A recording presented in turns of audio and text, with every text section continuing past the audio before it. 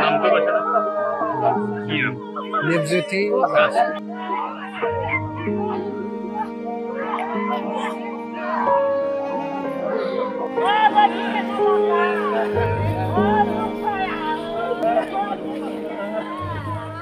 আজি হয় ইয়াত দেখিবলৈ পাইছে যে আমাৰ এই জলজলি গাঁও ৰঙিয়া সমষ্টিৰ আমাৰ বিছানালা গাঁও পঞ্চায়তৰ অধীনত জলজলি গাঁৱৰ নিবজ্যোতি দাসে আজি এনেকুৱা এটা চৰম সিদ্ধান্ত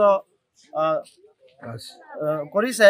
গতিকে এই কথাত মই ক'বলৈ গ'লে আমি যদি ৰাইজ হিচাপে চাব যাওঁ আজি একমাত্ৰ ইয়াৰ বাবে জগৰীয়া ফাইনেন্স কোম্পানী, কাৰণ আজি এই দুখীয়া পৰিয়ালটোৱে একমাত্ৰ জীৱিকা নিৰ্বাহ হিচাপে বেটাৰী ৰিক্সাখন চলাই ল'ৰাজনে এই পৰিয়ালটোক পোহপাল দি আছিলে।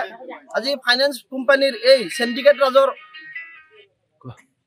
পালাত পৰি কেনে এনেকুৱা এটা কাৰ্য আজি কৰিবলৈ তেখেতে বাধ্য হৈছে, কাৰণ এই দুখীয়া শ্ৰেণীৰ মানুহখিনি বেটাৰী ৰিক্সাখন চলাই খাই আছিলে।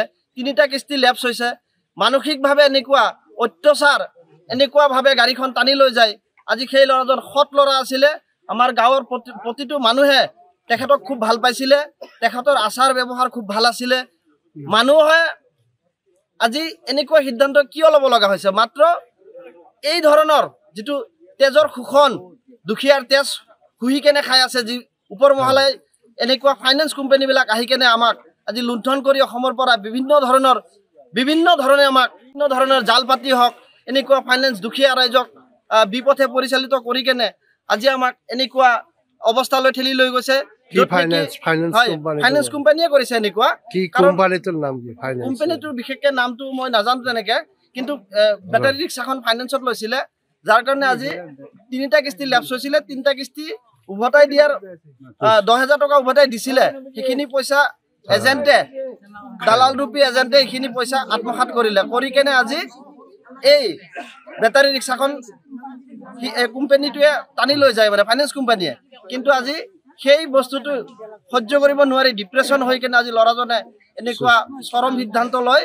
গতিকে আমি খুব দুখ পাইছোঁ আৰু প্ৰশাসনক আমি দাবী জনাইছোঁ বোলে এনেকুৱা ধৰণৰ ফাইনেন্স কোম্পানীবিলাকৰ আৰু এই দালাল চেণ্ডিকেট, যেনেকুৱা কমিশ্যনৰ চেণ্ডিকেট চলি আছে ফাইনেন্সত, এই বস্তুটো বন্ধ কৰিব লাগে, উচিত তদন্ত কৰিব লাগে আৰু উপযুক্ত শাস্তি বিহিব লাগে। আৰু আমি দাবী জনাওঁ সকলোৱে বোলে এই দুখীয়া ঘৰটোক, এই ঘৰখন চলাই নিয়াৰ ক্ষেত্ৰত চৰকাৰে হওক বা ফাইনেন্স কোম্পানীয়ে হওক ইয়াৰ ক্ষতিপূৰণ হিচাপে আমি ক্ষতিপূৰণ বিচাৰোঁ আৰু উচিত শাস্তি বিচাৰোঁ আৰু উচিত তদন্ত বিচাৰোঁ।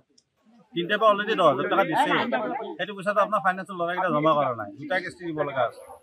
এনেকুৱা কাম কৰিলে যে ক'ত কৰিলে তেওঁ এইটো কাম ফাঁচি দিলে? এইটো ঘৰৰ বস্তিত তাৰমানে